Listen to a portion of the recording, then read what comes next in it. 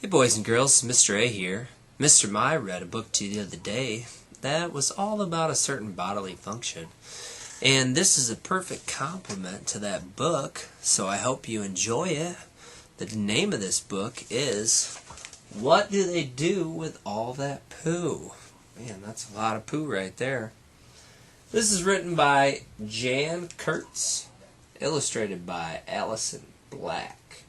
This is about a day in the zoo. Let's find out what happens. Oh man, look at all that. Lots of different poo right there. There's lots and lots of poo at the zoo in many shapes and sizes. Some poo at the zoo is big and brown, but some of it surprises. What do they do with all that poo? At the zoo, after zoo, the animals chew and then they poo. Poo is made of mostly water, but also gets bacteria and bits of undigested food. Animal poo goes by a lot of different names, including manure, scat, droppings, dung, castings, and guano. Giraffe poop looks like marbles as it drops a long, long way down. Whoa. A giraffe has 4 stomachs, so it digests its food very efficiently. That means a giraffe needs to eat a lot less than most herbivores, which is why its droppings are so small. Panda poo is full of bamboo. Pandas eat and poop all day. Pandas digest only 17% of the bamboo they eat, and the leaves and stems pass through their systems very quickly.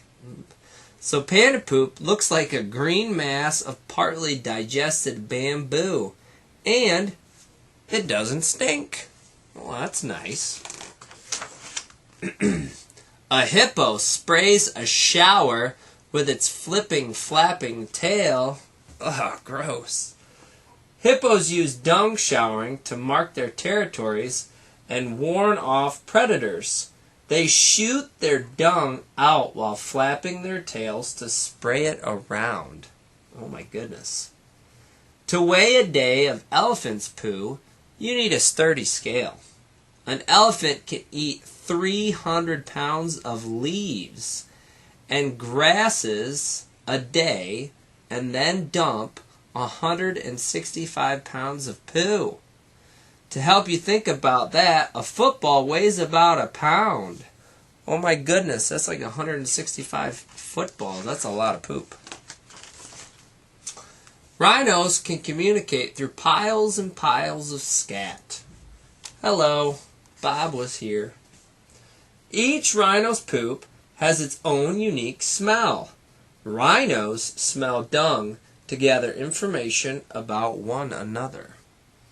A lion sometimes buries poo, like any other cat. Cats big and little often bury their poop so it won't be detected by enemies. But sometimes lions and tigers leave poop unburied as a warning that this is their territory. Oh boy. Sloths creep down from trees to poop, but only once a week.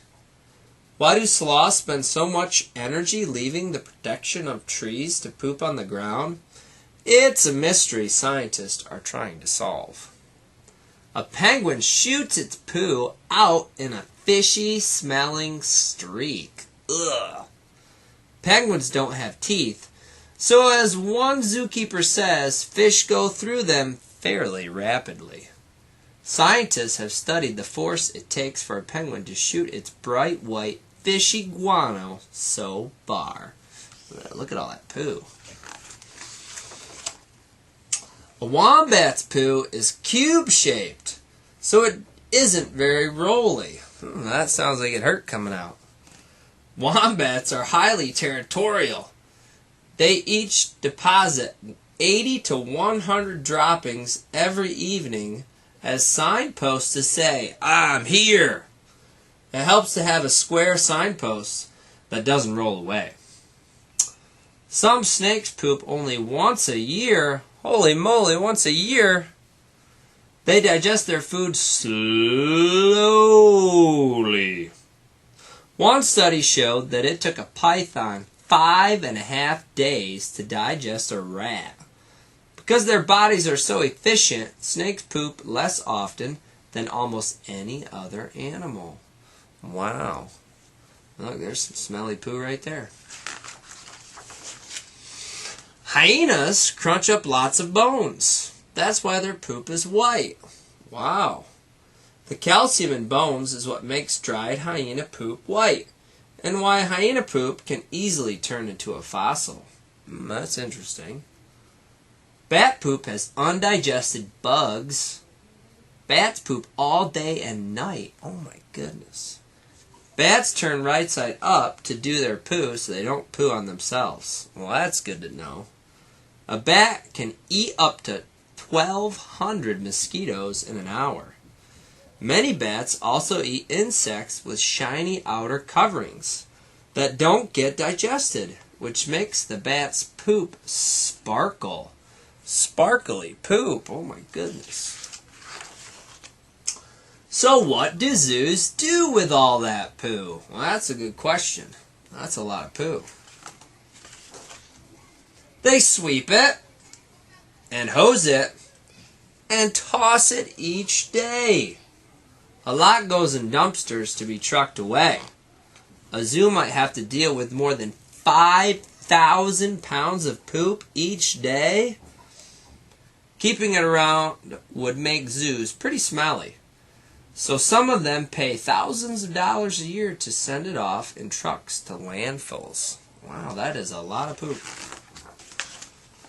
They send some to vets and to scientists too. Then zoo poop is studied to help out the zoo. Doctors and vets study poop to see how well an animal is digesting its food and to spot health problems. The vet does that with my dog. Some zoos are experimenting with using poop to produce biogas that can power vehicles or buildings like a zoo hospital. Wow, cars that drive off of poo? That's neat. They pile some in towers and toss it with rakes. Whoa. It soon will be compost for gardeners to take. Compost made from herbivore poop mixed with food waste and grass clippings improves soil and helps plants grow. Well, we have a compost pile at my house. Zoos sell or give away compost using creative names like Zoo-Manoo, Zoo-Doo, and Patchy Poo. I know I've had Dairy Doo before. Carnivore poo can be spread around yards to keep deer from eating plants and trees. Wow. First, worms like to munch it. Their poop is so teeny. Look at the worms. They got tiny poop. Then worm poop plus zoo poop grows perfect zucchini. Look at the zucchini growing. Worms are an important part of the zoo poo composting process. They can eat hundreds of pounds of organic matter every week. Woodland Park Zoo in Seattle sells worm dew made from zoo dew compost and zoo coffee grounds. Ooh. The zoo says it's been pooed once by exotic herbivores and pooped again by compost-loving worms. Oh my goodness. They even make paper from elephant poo. Wow. Elephant poo comes out with so much plant fiber that a machine can wash the poo and pull out the fiber, which can then be used to make paper and cards. Zoo poo paper's pretty, not smelly. It's true. Look at all those cards and boxes and presents. Whoa, look, yikes, duck. That monkey at the zoo just threw its poo at you. Gross. Many primates throw poo. Scientists discovered that chimpanzees who throw the most poo and hit their target the most often are the smartest and most sociable, which suggests that throwing is a form of communication and self-expression and maybe a step toward using tools. I'm glad we don't do that. Hey, and that's the end of the story. All about poo. Very interesting. Remember, the story is called What Do They Do With All That Poo? And I encourage you to find this book in the library. There's many more like it. It's a great book about science and about poo. Thanks for watching, boys and girls. Have a great day.